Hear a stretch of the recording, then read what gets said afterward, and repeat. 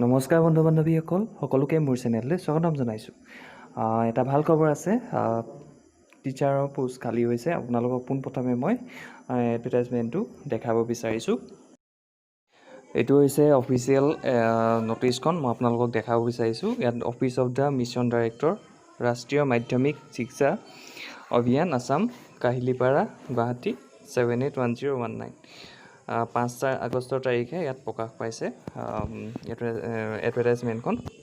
ইয়াত আপোনালোকে ইয়াত অফিচিয়েল ৱেবছাইটটো দি দিছে www.https://assam.gov.in।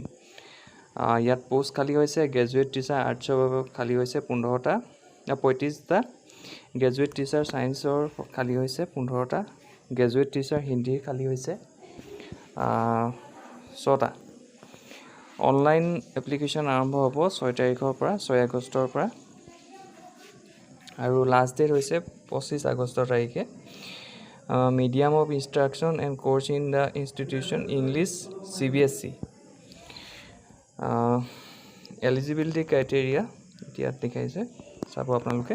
গ্ৰেজুৱেট টিচাৰ আৰ্টছৰ বাবে হ'ব, BA বা MA পাছ কৰা হ'ব লাগিব, আৰু 50% মিনিমাম তেওঁ মাৰ্কছ থাকিব লাগিব।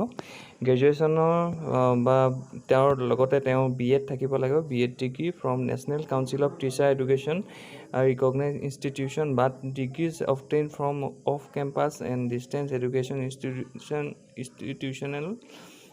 institution shall not be considered as valid, and that secondary আদৰ্শ বিদ্যালয় CTET qualified বা তেওঁ ছেকেণ্ডাৰী টেট পাছ কৰা হ'ব লাগিব। বয়স 18 বছৰ বা 38 বছৰৰ ভিতৰত হ'ব লাগিব, ইয়াত দিছে। তাৰপৰা গ্ৰেজুৱেট টিচাৰ ছায়েন্সৰ বাবে আগৰখিনি একেই, মাত্ৰ ইয়াত BSc বা MSc যিকোনো এটা হ'লেও হ'ব। 3 নম্বৰটো হৈছে graduate teacher Hindi. Graduate teacher হিন্দীৰ বাবে Praveen Ratna in Hindi with 50% marks and degree qualification with 50% marks or postgraduate degree in arts with 50% marks from any recognized university, but degrees obtained from off-campus and distance education institution shall not be considered as valid.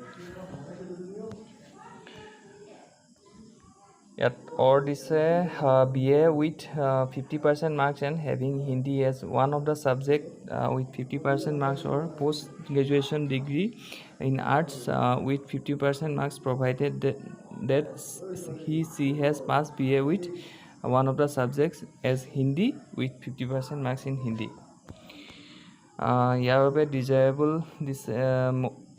Norms ইয়াত দিছে। Graduate teacher arts, science আৰু হিন্দীৰ বাবে experience of working in CBSE affiliated gov recognized school, reputed private institution, proficiency in English and Assamese language।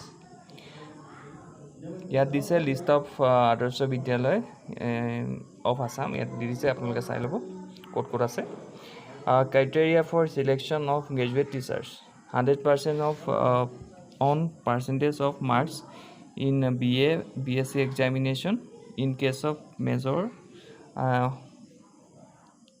the marks obtained in major shall be taken into consideration. 100 marks on percentage of marks in SS final examination. 100 marks of on percentage of marks in SSLC examination. 100 marks of percentage of marks BT BEd examination. 100 marks on percentage of TET examination. NCC 10 number আছে, TET আৰু স্পৰ্টছত আছে, national লেভেলত sports চাৰ্টিফিকেটৰ বাবে 10 marks, আৰু 10 marks আছে arts and fine arts and cultural এক্টিভিটিছত আছে, আৰু মেক্সিমাম 30 মাৰ্কছ ফৰ টিচিং এক্সপিৰিয়েঞ্চত আছে, 2 marks per year of teaching experience in higher secondary school. ইয়াৰ বাবে কি লাগিব? SSLC admit, marksheet, pass certificate, এনেকৈ MSc লৈকে লাগিব, আৰু BEd degree certificate, pass certificate লাগিব, টেট পাছ চাৰ্টিফিকেট লাগিব। এইখিনি আপোনালোকে ভালকৈ এডভাৰটাইজমেণ্টটো চাই ল'ব। আৰু এপ্লিকেশ্যন ফিজ আছে গ্ৰেজুৱেট টিচাৰ আৰ্টছ ছায়েন্স হিন্দীৰ বাবে 200 টকা, 200 টকা আৰু এখন হেৰি ডিমাণ্ড ড্ৰাফ্ট কাটিব লাগিব মিছন ডাইৰেক্টৰ RMS আছামলৈ তেওঁলোক গুৱাহাটী আপোনালোকে এখন ডিমাণ্ড ড্ৰাফ্ট কাটিব লাগিব envelope containing the demand draft original must B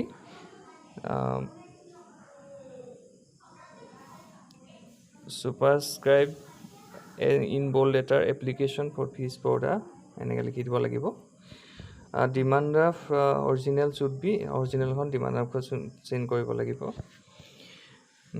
এড্ৰেছটো দি দিছে এইটো চাই ল'ব অনলাইন এপ্লিকেশ্যন 6 তাৰিখৰ পৰা হ'ব আৰু 25 তাৰিখ লাষ্ট ডেট এইটোৱে আছিলে খবৰটো দিলোঁ আপোনালোকে যিয়ে এলিজিবল হয় আপোনালোকে এপ্লাই কৰিব পাৰিব ইয়াকে ক'লোঁ ধন্যবাদ জয় আই